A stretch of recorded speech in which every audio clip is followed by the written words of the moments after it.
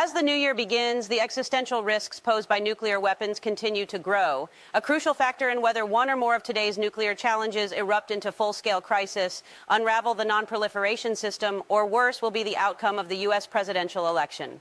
How the winner of the 2024 race will handle the evolving array of nuclear weapons-related challenges is difficult to forecast, but the records and policies of the leading contenders, President Joe Biden and former President Donald Trump, offer clues. A major responsibility for any commander-in-chief is to avoid events that can lead to a nuclear war with Russia over its war on Ukraine and with China over its claims to Taiwan. One indicator of Trump's more confrontational approach came in 2019, when at a meeting of senior officials from the 5 nuclear-armed states recognized under the Nuclear Non-Proliferation Treaty, NPT, China proposed a joint statement reiterating that a nuclear war cannot be won and must never be fought. 2 years later, Biden administration officials successfully pressed the group to reaffirm this Reagan-Gorbachev maxim, first enunciated in 1985. Since then, Russian President Vladimir Putin's full-scale attack on Ukraine and threats of nuclear use have raised the specter of nuclear conflict. To his credit, Biden has not issued nuclear counter-threats and has backed Ukraine in its struggle to repel Russia's invasion. In 2022, Biden also joined leaders of the Group of 20 states in declaring that the use of nuclear weapons and threats of their use are inadmissible. Well before Putin's nuclear rhetoric turned ominous, Trump engaged in an alarming exchange of taunts with North Korean leader Kim Jong-un in 2017. His threats of unleashing fire and fury against Pyongyang fueled tensions on the Korean peninsula and provide another clue: how he might behave in a crisis with China, North Korea, or Russia in a second term. Effective U.S. leadership on arms control will be critical to avoid a destabilizing 3-way arms race after the new Strategic Arms Reduction Treaty expires in 2026. As the treaty's first expiration deadline of February 5, 2021 was approaching, Trump refused to agree to simple extension of the pact, focusing instead on a failed effort to cajole China into joining Russian-U.S. arms talks. I would encourage Russia to do whatever the hell they want to any NATO member country that doesn't meet spending guidelines on defense in a stunning admission. I would not abide by the collective defense clause at the heart of the alliance if reelected. NATO was busted until I came along. They said, yeah, well, if we don't pay, are you still going to protect us? I said, absolutely not. One of the presidents of a big country at one point asked me whether the U.S.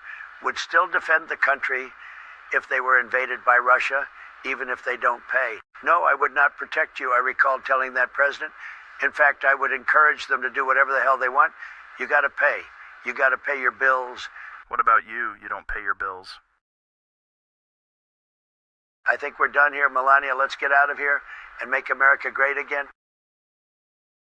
During a fundraiser for my re-election campaign Wednesday night, I called Russian President Vladimir Putin a crazy SOB and took aim at former President Donald Trump's comments, comparing himself to the Russian opposition leader who died last week in an Arctic prison.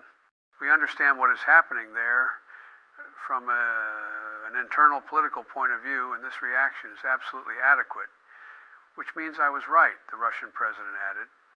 I denounced Trump for recent remarks about NATO, the U.S.-led defense alliance that will mark its 75th anniversary this year, and compared him unfavorably to former Republican President Ronald Reagan.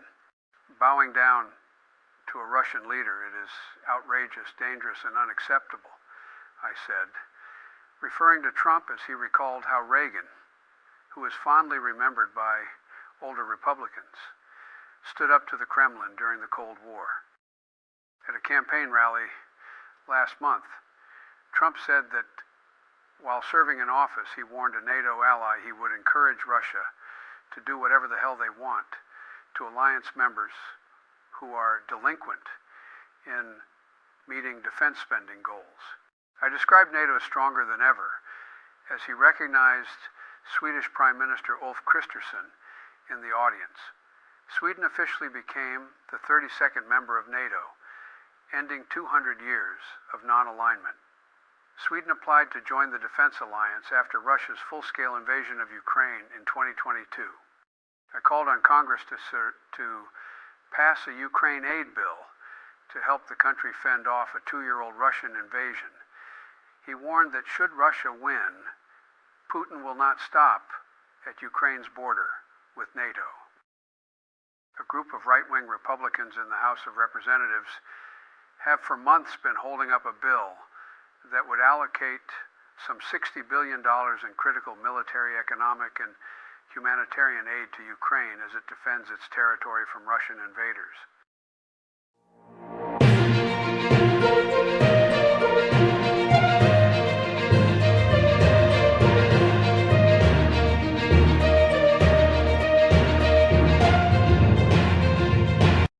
When Doug and Andre came to TurboTax, we navigated a turbulent housing market by buying a motorhome. But